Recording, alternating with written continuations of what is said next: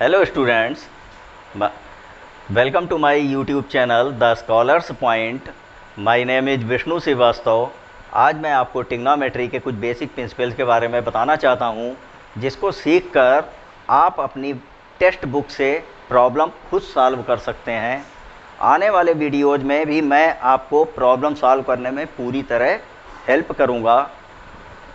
तो ट्रिग्नोमेट्री का अर्थ है tri means 3, gon means sides, metry means measurement, 3 sides का मेजरमेंट।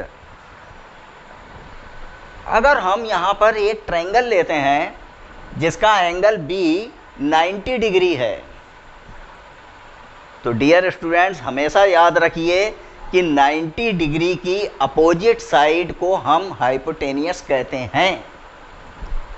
और जिस एंगल के बारे में हमें पता है, सपोज ये थीटा है, थीटा के सामने की साइड को अल्टीट्यूड या हाइट या परपेंडिकुलर कहते हैं, ये ऊंचाई होती है।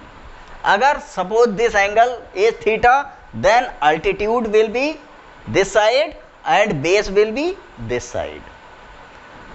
तो अगर हमें एक थीटा दिया हुआ है, एंगल दिया हुआ है और कोई एक साइड दी हुई है, तो ट्रिग्नोमेट्री की हेल्प से हम उसकी तीनों साइड के बारे में पता लगा सकते हैं और बाकी बचा हुआ एक एंगल जो है उसके बारे में भी बता सकते हैं।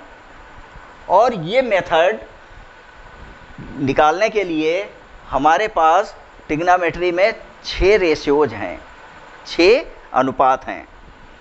Side upon side, suppose sine theta जो होता है, अगर इस एंगल का साइन हम लेंगे तो साइन थीटा इज अल्टीट्यूड या परपेंडिकुलर या हाइट अपॉन हाइपोटेनियस होता है।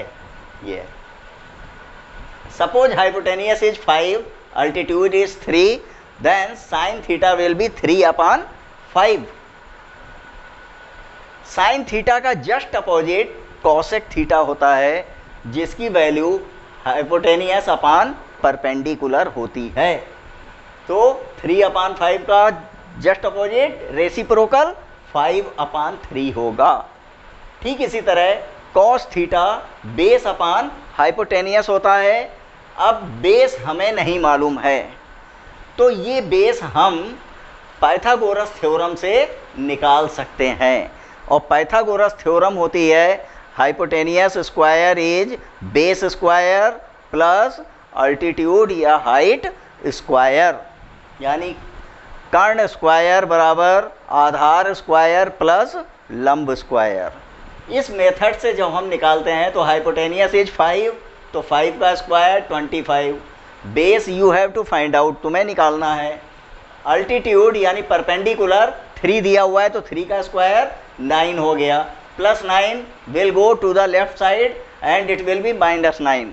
तो बी स्क्वायर की वैल्यू आ गई 16, तो बी की वैल्यू आ गई 4।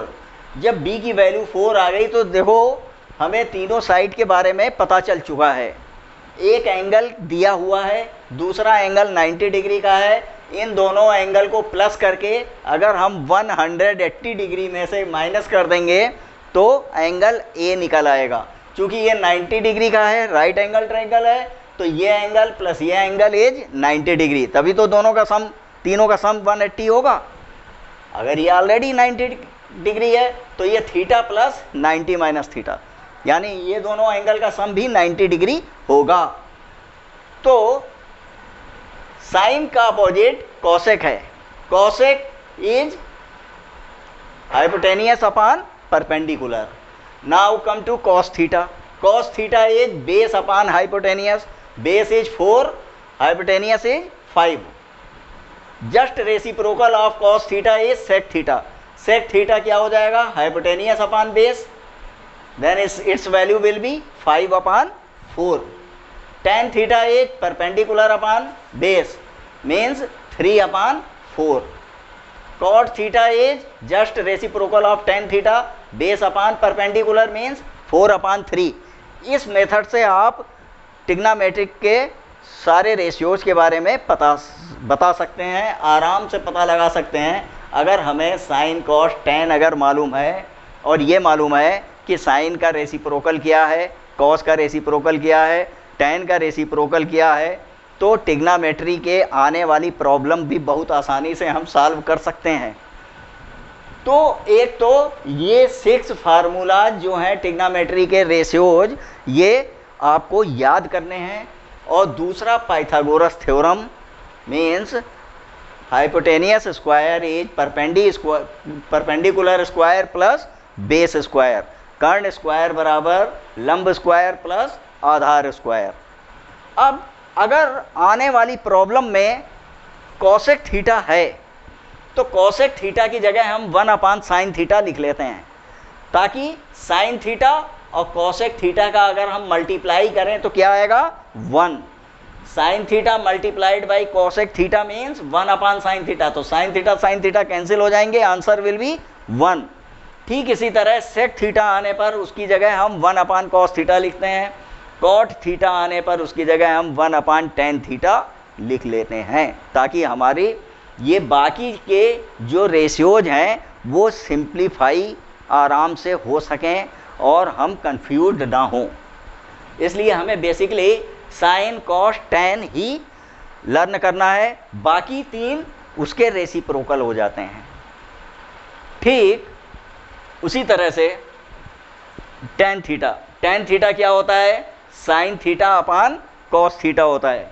किस तरह से sign theta upon cos theta होता है, जस्ट लुक।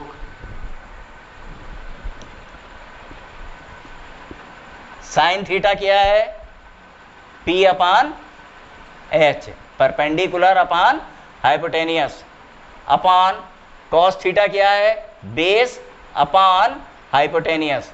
इसका मतलब क्या हो जाएगा, perpendicular upon hypotenuse multiplied by hypotenuse upon base. Height will be cancelled, P/B क्या होता है, टेन थीटा। क्या होता है, टेन थीटा।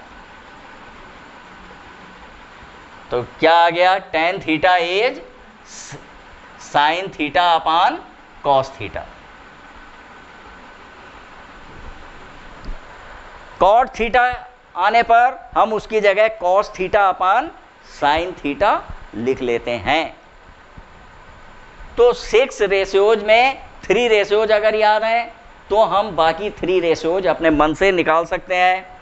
फिर पाइथागोरस थ्योरम आप लोगों ने क्लास 8th में पढ़ी होगी, hypotenuse square is perpendicular square plus base square, cosec theta is 1/sin theta, ये आपको लर्न करना है। Sec theta is 1/cos theta, ये लर्न करना है। Cot theta is 1/tan theta, ये लर्न करना है। Tan theta is sine theta upon cos theta, cot theta is cos theta upon sine theta. तो डियर स्टूडेंट्स, अगर आपने ये फार्मूले इतने याद अगर आपने कर लिए तो आगे आने वाली जितनी भी एक्सरसाइजेज हैं उनमें यही फार्मूले लगने हैं, बस 1-2 फार्मूलों को छोड़कर। 1-2 फार्मूले और हैं, वो आगे लास्ट वाली एक्सरसाइज में काम आएंगे, वो उसके बारे में बाद में बताऊंगा, अगले वीडियो में बताऊंगा। तो डियर स्टूडेंट्स, आज के वीडियो का मुख्य उद्देश्य ये है कि अगर हम किसी पेड़ की ऊंचाई निकालना चाहते हैं और हम नहीं नाप पा रहे हैं, हम उसको नहीं नाप पा रहे हैं क्योंकि पेड़ यहाँ है और आप यहाँ पर हैं, तो क्या करेंगे, यहाँ से हम पेड़ की टॉप को देखेंगे, पेड़ के ऊपरी सिरे को, तो ये जो एंगल बनेगा वो होगा थीटा, और उस पॉइंट से पेड़ के रूट तक की डिस्टेंस नाप लेंगे। अगर ऐसा आ गया तो बचा क्या, फाइंड आउट क्या करना है, पेड़ की ऊंचाई, यानी अल्टीट्यूड अपान बेस। फार्मूला क्या लगेगा, altitude upon base is tan theta. Altitude upon base is यानी perpendicular, altitude is perpendicular, perpendicular upon base is tan theta. तो हमें परपेंडिकुलर आराम से मिल जाएगा। या हमें किसी पहाड़ की ऊंचाई निकालनी हो, या नदी की चौड़ाई निकालनी हो, या किसी बिल्डिंग की ऊंचाई निकालनी हो, कुतुब मीनार की ऊंचाई निकालनी हो, तो हम उसके लिए ट्रिग्नोमेट्री के इस इन रेशोज को समझना बहुत ज़रूरी है और ये रेशियोज आपके लाइफ में भी आगे बहुत यूजफुल साबित होंगे। तो डियर स्टूडेंट्स, आज के वीडियो में इतना ही। अगले वीडियो में मैं आपको इसके आगे की जो एक्सरसाइज हैं उसके क्वेश्चन भी सॉल्व कराऊंगा और इस चीज़ को फिर से और विस्तार से बताऊंगा। Thank you.